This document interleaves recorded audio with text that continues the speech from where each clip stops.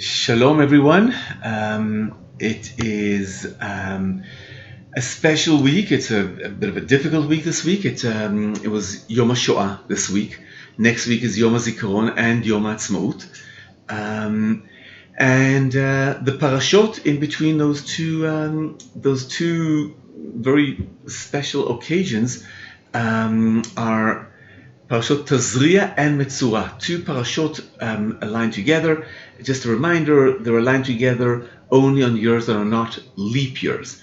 And they are not easy parashot to stomach. It's all about diseases and emissions and blood and gore and leprosy and all kinds of other conditions.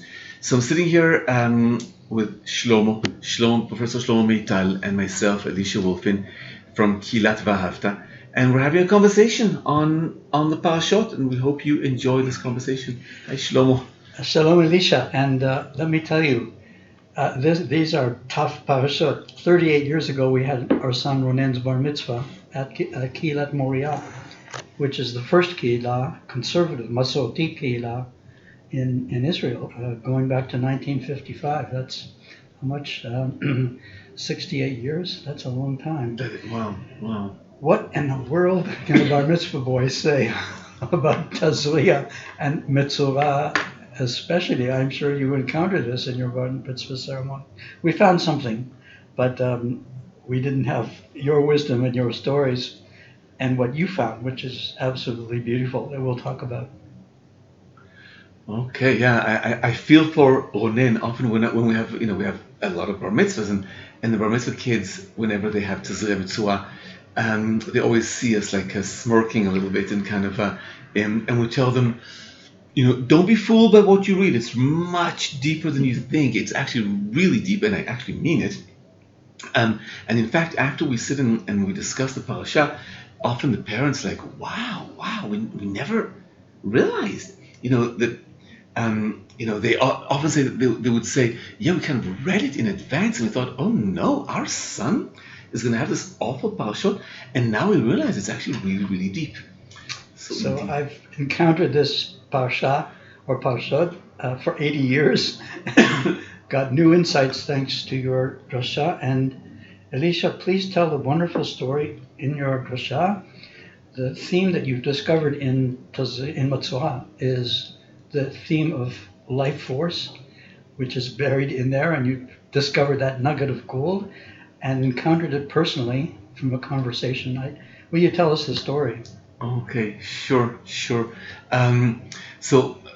just two little backgrounds. One is the big question is, what is purity and impurity? These two parashot deal with situations of purity and impurity, mostly impurity, and they're all about emissions, all the things that are leaking out, that are coming out, that are and I was suggesting in the parasha that it's really our life force, so the life force, because it's not really truly ours. It's God's. The life force is coming from within, and when it leaks out and doesn't take a living form, then in a sense it's impure. When it takes a living form, and then it's full of life, full of that life force, then it's actually pure. The ultimate impurity is death.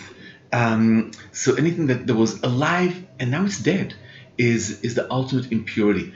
So that's background number one to understand the story. The other background is I used to be a tour guide, and I guided this group, a lovely group from America, and it was a family tour, and on one of our hikes, I was walking. It was in the desert, walking with one of the participants, and we were chatting and talking.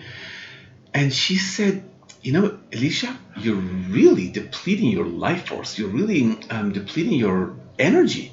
I said, really? I wasn't quite sure if that was a compliment or not. Thank you for working really hard on our behalf, for our sake. But she didn't mean it as a compliment. Neither as a criticism. She just said, you've got to really be careful. So you exert so much effort and so much energy and so much life force. And I tried to say, well, of course I have to, I'm a tour guide and I have to explain. So she said, no, you don't. No, you don't. You can exert a lot less energy. And most importantly, she said, we will all benefit if you exert less energy. Don't think you're doing it for us. You will feel a lot better, but we will also feel better. We'll have a bit more space for our own life force, our own thoughts. And you're smothering us with your insights and your kind of like what I'm doing right now. so, so she gave me a few pointers and ideas and told me to try and practice it. And I did. I took it really seriously. And it was magical. It was just absolutely magical. And as I wrote in the drasha, that I don't think anyone really noticed, but I could see, first of all, I felt great, but I saw that people felt good. People were more awake, more alert, more with it, more together than they've been throughout the whole trip. I just gave them more space to be fully themselves instead of being hearing my stuff over and over again. So that's the story. So I have to ask you this, Elisha, maybe inappropriate. You give a great deal of yourself and your life force to our congregation. If this lady were around today, she might ask you, are you giving away too much of your energy, your life force? Yeah, she would ask that. She would say that, and she would be right. But I'm practicing it. I'm really practicing kind of pulling my energy back. I'm practicing being less. I'm practicing what she taught me. But it's a character trait, and it's a totally different. It you know. I would need to be a totally different person if I gave it up altogether. So, but I'm a lot more aware of it, for sure. So be aware there is a phenomenon called burnout. It's common in people who serve other people in service professions, medicine, nurses, and so on. It's an occupational hazard. It's just something to be aware of. You're right. You're absolutely right. Burnout. So the idea of life force, which you find in Metzura, it turns out to be a very old concept and features in people that I know you're very fond of. First of all, the Greeks talked about it a great deal. A philosopher named Zeno. Absolutely. And two philosophers that you like a lot, I know, based on your classes. Henry Bergson, who talked about élan vital, which is life force. And Baruch Spinoza, who talked about conatus, and we studied conatus in your class. How do they relate, and how do you relate to Bergson and Spinoza and their concepts of life force, life energy? Yeah, when any thinker that uses that word life force gets my attention, and any thinker that kind of helps me understand this notion deeper, I develop an infatuation with, and it's certainly true for both Spinoza and Bergson. And Bergson, you're absolutely right. The term élan vital is a great modern use of that word, and he explains through élan vital. He explains the whole theory of evolution. He accepts evolution 100%. I think we may have even discussed it at some point. He accepts evolution, but he rejects the Darwinian understanding of evolution, because Darwin saw the survival of the fittest as I have a déjà vu as if we've talked about this, as a coincidence. One gene happened to manifest itself. There was a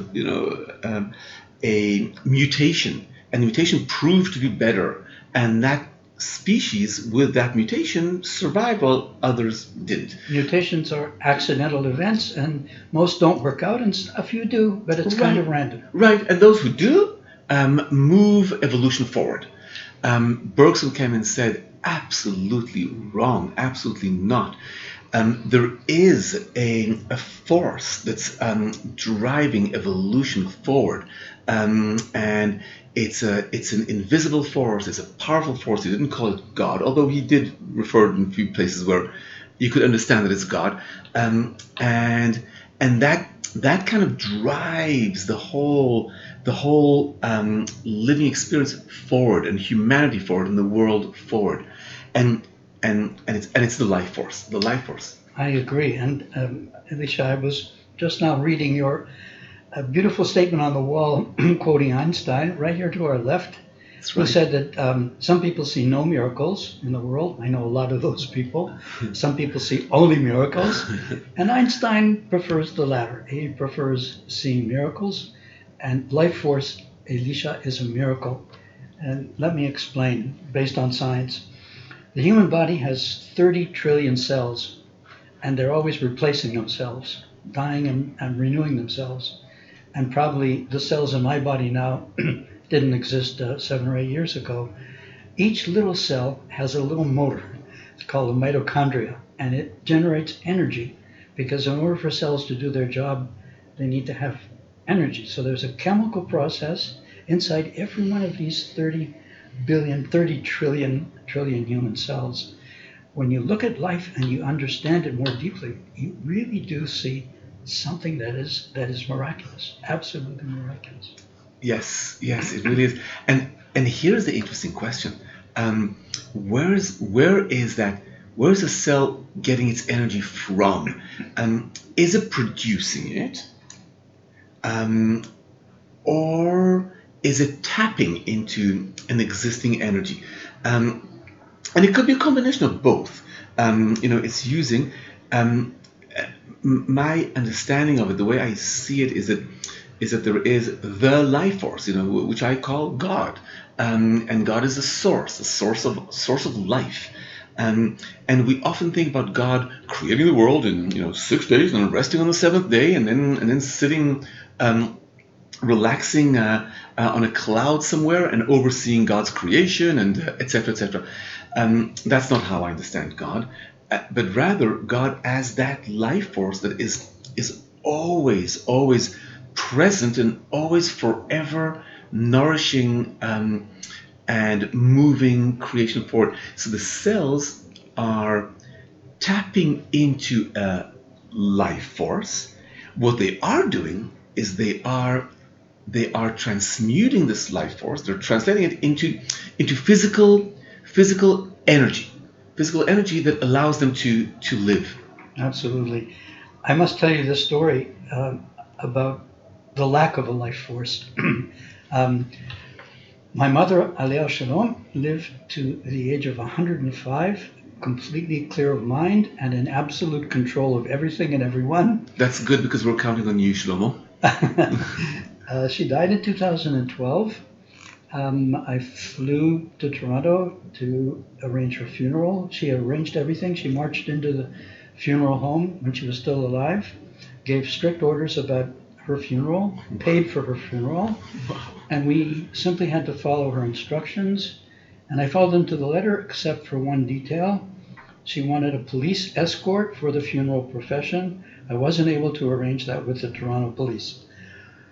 But the sad part, in the funeral home, Canadian law requires that you view the dead body.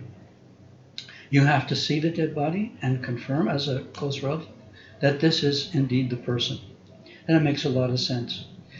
So I went into this room and my mother lay there, the body of my mother, stiff and white and lifeless. And it was my mother, but it wasn't my mother. It was the shell, Elisha. When the life force, the soul, whatever you call it, when it goes out of the body, it's not the person. The person isn't there. It was a traumatic experience, one that I recall, and I learned so much from that. Of viewing a body where there is no life force, it's just a shell, dust to dust, earth to earth. And I have to ask you, first of all, thank you for sharing that. It's really beautiful, and your mom had an amazing life force. I never met her, but I heard stories that you told, and she lived to 105. You must be tapping into some serious life force there. While I can imagine it being traumatic to see your mother this way, but I would think that maybe there's solace in that kind of knowing, oh, that life force kind of like indeed continues, or maybe you don't see it that way. What was traumatic about it? I guess looking at this physical representation of my mother, which was once full of life, even at 105, and it had gone. And there was such a contradiction there. Looking at my mother, this was my mother, but it was the shell. Something had gone out of it. It disappeared. That's really amazing what you're saying, Shlomo. It's amazing, and Stephen, thank you for sharing that, because it's, Jewishly speaking, we know that ultimate impurity is a dead body. Exactly for that reason. Um, what makes something pure is the life force, not the outer shell. And the outer shell, from dust you came, to dust you shall return, and just as you said. But the really amazing thing is that it in a way strengthens the class we've just started this week. The class we're doing a 10-week class on the afterlife. And it's all text-based. It's all going to be, well-grounded in Jewish text, and nothing too woo-woo about this class. But you were the one who asked at the beginning of the class, I'm a rational person. How can a rational person, you're going to talk here about things that are beyond life, beyond which we don't know. There's no proof of anything. How could we relate to something that as a rational person, how can we relate to something that is so irrational, and lacks proof? And I think you just touched on the proof of, you knew at that moment that the body that's there, that's not your mom. It's just not your mom. It's a body. It's a body she inhabited, and so the only little proof here is that, as you said, this is not my mom. There was another quality that really was my mom, and that was that life force. And then we have to have a leap of faith. Does that life force simply extinguished and disappears? But we know that energy doesn't disappear. Energy never disappears. So that already suggests, without talking about reincarnation or anything woo-woo or weird, which I believe in a lot of that stuff, but keeping it clean from all of that, that life force, that energy, it's somewhere, because energy never gets lost. Absolutely. So, Alicia, there is some science to the life force. I have a garbage can of a mind, Alicia. I collect random facts, but some of them may be relevant about life force, because it is so amazing in humanity and in nature as well. So, very quickly, some boring numbers. And I didn't know this until I looked it up. A 5-month-old fetus, a female fetus, in the womb after 20 weeks, has 7 million eggs, ova, 7 million. And the number declines, and at birth it's 2 million. When young women reach puberty, they have between 300,000 and 500,000 eggs. And at menopause, when fertility ends, they still have 1,000 or 2,000 eggs remaining. Why is this so significant? This is life force, Alicia. This is, in order to create life, God has set up the human race so that we have a lot of spare stuff in there, just in case. This has to be life force. In order to create a life, you have 7 million eggs, and it's not just the women. Men as well have sperm. Men produce 500 billion sperm cells over the course of their lives. And in the sex act, 250 million on average are produced. Wow. And one of those wins the lottery. But 250 million, Alicia. So life force, talk about life force. And nature is the same. We have beautiful oak trees in Israel. Etz alon, atzei alon. An oak tree comes from a tiny acorn. Every beautiful, huge oak tree you see came from one tiny acorn, but that acorn won the lottery, like the sperm, because maybe there were 10,000 acorns and one of them germinated to become a tree. This is life force. In order to continue the race, continue the oak tree genealogy, or the human being, the human Yeah, race. that's really interesting. I didn't know all these facts, so thank you for this research, and thank you for all these facts. Really interesting, because it kind of also and at the risk of sounding ignorant, and I guess I am ignorant when it comes to these matters. Um, we have the whole cell technology, the stem cells, and we have that raw material before it's divided yet into an organ, divided into that, and it could still, in potential, it could become any organ. And I'm kind of thinking if in a way those eggs or those sperm cells, if it's on some level a little bit like stem cell, where at the beginning of life, you said 5 months, and we don't want to get into this debate of when does life begin. That's too politically charged and religiously charged. But nevertheless, we come into this world with a huge amount of life force, or in other words, a huge amount of potential. And that potential sky's the limit. How many kids we may choose to have, and how we're going to use that life force to do good in the world, to do or God forbid, to do evil in the world. And so we come into this world with a lot of life force, whether it's stem cells, whether it's eggs, whether it's sperm cells, and then le'at, slowly but surely, it starts getting depleted. And then when we do die at 120, in a way, it's such a blessing, because there's so much wisdom in it, saying like, this this shell that we inhabited for 120 years did a really good job, a really great job hosting us and providing, and this life force kind of manifested itself in so many beautiful things that we did in our lives.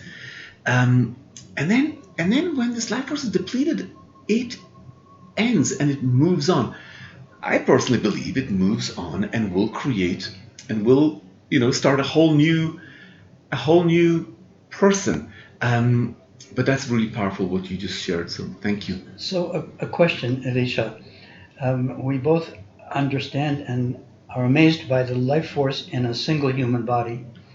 We marked Yom HaShoah, Holocaust Remembrance Day, this week, and looking at the Jewish people, this tiny Jewish people who have survived for thousands of years against all the odds. The Mayans are gone, the Aztecs are gone, the ancient Romans are gone, the ancient Greeks are gone, the ancient Egyptians are gone. How is it that this life force, where is the life force in the Jewish people as a people that has enabled us with difficulty to survive? But we have survived and others did not. Why? Oh, thank you for that question. Obviously, I don't know the answer. I really don't know the answer. And since we don't prepare for this conversation, so I can't, haven't thought about it in advance. But what it does bring up is I can maybe share. We took Aviva and I took all the bar mitzvah kids and their parents this week. Sorry, this past Sunday, to a museum nearby, a Holocaust museum nearby called Beit Terezin. It's a museum to commemorate the Terezin, or in the German sense, Theresienstadt ghetto, where we discovered on our way there that, I discovered that Aviva's great-grandfather perished there. My great-grandmother perished there. This I already knew. I didn't realize about Aviva. And my great-grandfather spent time there before he was sent to Auschwitz, where he perished.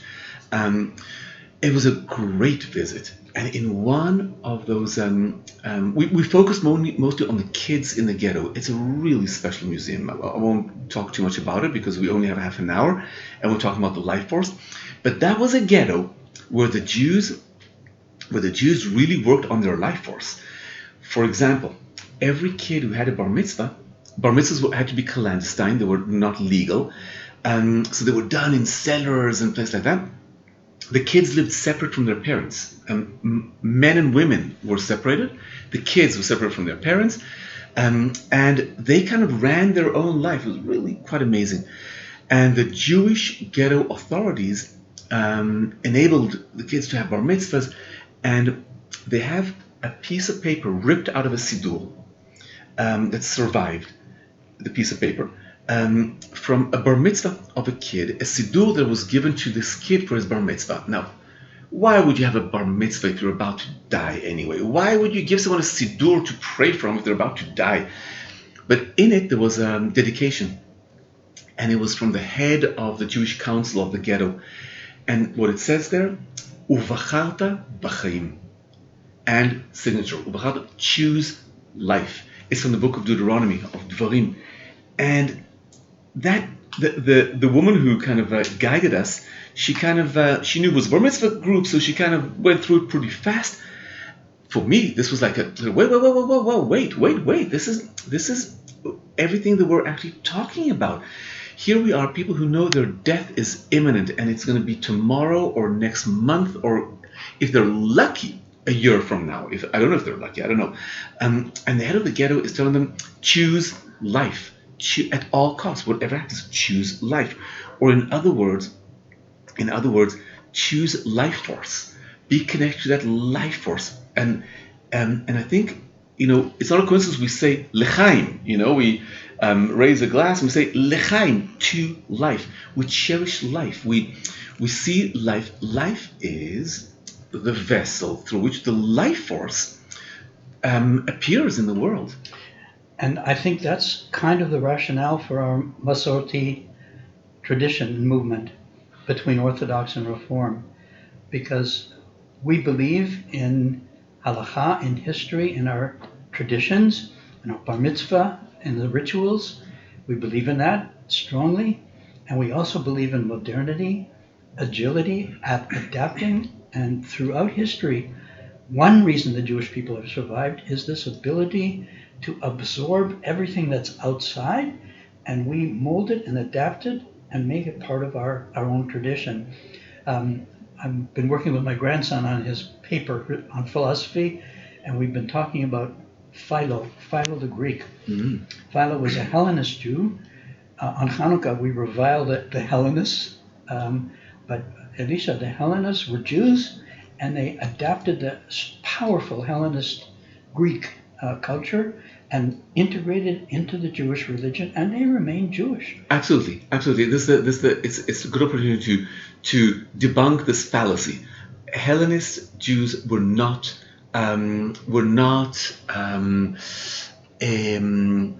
assimilated Jews. It's just like you had. At the time, you had Aramaic Jews, which were the Eastern Jews, and you had the Hellenistic Jews, which were the Western Jews, those who lived in Alexandria and Rome and Greece, etc. And Philo was a religious man, a devout man, a Hellenist. And that's very, very correct. And that's a very good point that you're raising here. That if you choose life, then whatever you see around you, which emanates life, you say, that's beautiful. I'll cherish that, and I'll take it in. It's part of it. If it's full of life, there must be wisdom in it, and I'm going to find the Jewish basis for that. So it's a really good point. Did your grandson, was he convinced? Oh yes, absolutely. I'm encouraging him because he wants to do graduate work in philosophy, and I told him we have enough computer programmers. We need some philosophers here, and nobody's studying philosophy these days, and he has passion about it. But this idea, I mentioned the mitochondria in the cell. You asked where it gets its energy. It gets its energy from outside the cell, because we bring oxygen and sugar and all kinds of good stuff to the mitochondria. And this has to be true of the Jewish people as well. Part of our life force comes from all of these ideas that come from outside, and they go into the Jewish cell, and we adapt it and purify it and homogenize it and make it part of our religion without in any way changing our values. And we've always done this, and I hope we continue to do it. Yeah, that's beautiful. That's a really good. It's actually a good place to end. That we just remain open to the nutrients that life offers us, and tap into this life force, and just be conscious of this life force within us and to do good with it, to bring goodness to the world. And as God said to Abraham, be a blessing. Amen. Amen, amen. So thank you everyone for listening. We hope you enjoyed it, and your comments are always highly appreciated. And feel free to share this podcast. Litrot, Shabbat Shalom. Shabbat Shalom.